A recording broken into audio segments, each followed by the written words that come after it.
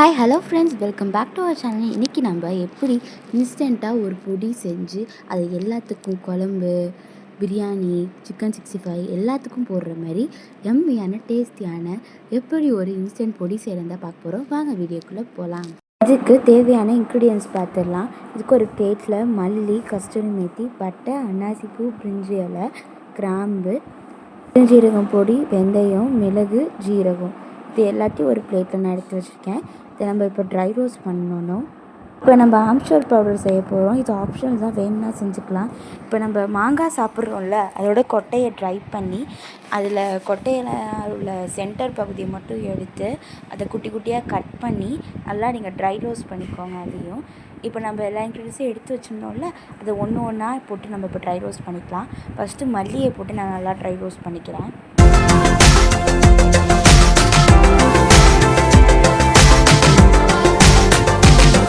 Dry roast ஆனோன்னா ஒரு பிளேட்டுக்கு மாற்றிட்டு இப்போ மிளகு, ஜீரகம், வெந்தயம் இது மூணையும் ஆட் பண்ணி நான் திரும்பி ரோஸ்ட் பண்ணிக்கிறேன். பெருஞ்சீரகம் பொடி வச்சுருக்கிறதுனால இப்போ ஆட் பண்ணல. நீங்கள் முழுசாக வச்சுருந்தீங்கன்னா இப்போயே ஆட் பண்ணி ரோஸ்ட் பண்ணிவிடுங்க. பொடியாக இருந்தால் நம்ம வந்து டேரெக்டாக ஆட் பண்ணிக்கலாம் செய்யும் போது.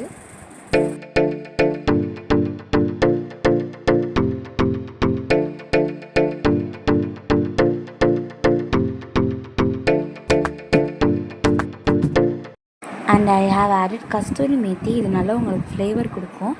இதை ஆட் பண்ணிக்கோங்க. அப்புறம் நம்ம அந்த பட்டை, பிரிஞ்சி இலைலாம் வச்சுருந்தோம்ல, அதையும் ஆட் பண்ணி இதோட சேர்த்து ஆட் பண்ணியே நீங்கள் நல்லா ட்ரை ரோஸ்ட் பண்ணிக்கோங்க. இந்த நீங்கள் ரோஸ்ட் பண்ணிகிட்டு இருக்கும் போதே நல்லா ஃப்ளேவர் வரும். அது வரைக்கும் நீங்கள் ரோஸ்ட் பண்ணிக்கோங்க. அதுக்கப்புறம் நம்ம வச்சுருந்தோட பெருஞ்சீரக பொடி அதையும் ஆட் பண்ணி சேர்த்துக்கோங்க.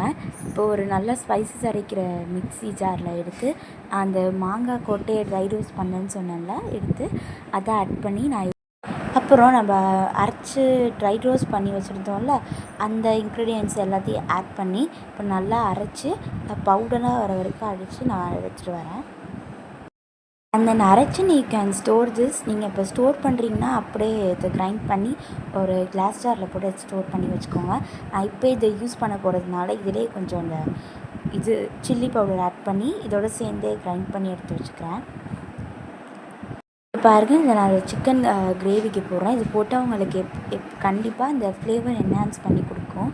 சிக்கன் கிரேவி, பிரியாணி, சிக்கன் 65 இதுமாரி பல டிஷ்ஷஸில் நீங்கள் ட்ரை பண்ணலாம். ட்ரை பண்ணிட்டு இதோட எப்படி டேஸ்ட் இருந்துச்சுன்னு கமெண்ட் பாக்ஸில் கமெண்ட் பண்ணுங்கள். இது எப்படி பிடிச்சிருந்தா லைக் பண்ணுங்கள், ஷேர் பண்ணுங்கள், கமெண்ட் பண்ணுங்கள். மறக்காமல் சப்ஸ்கிரைப் பண்ணுங்கள். தேங்க்ஸ் ஃபார் வாட்சிங்.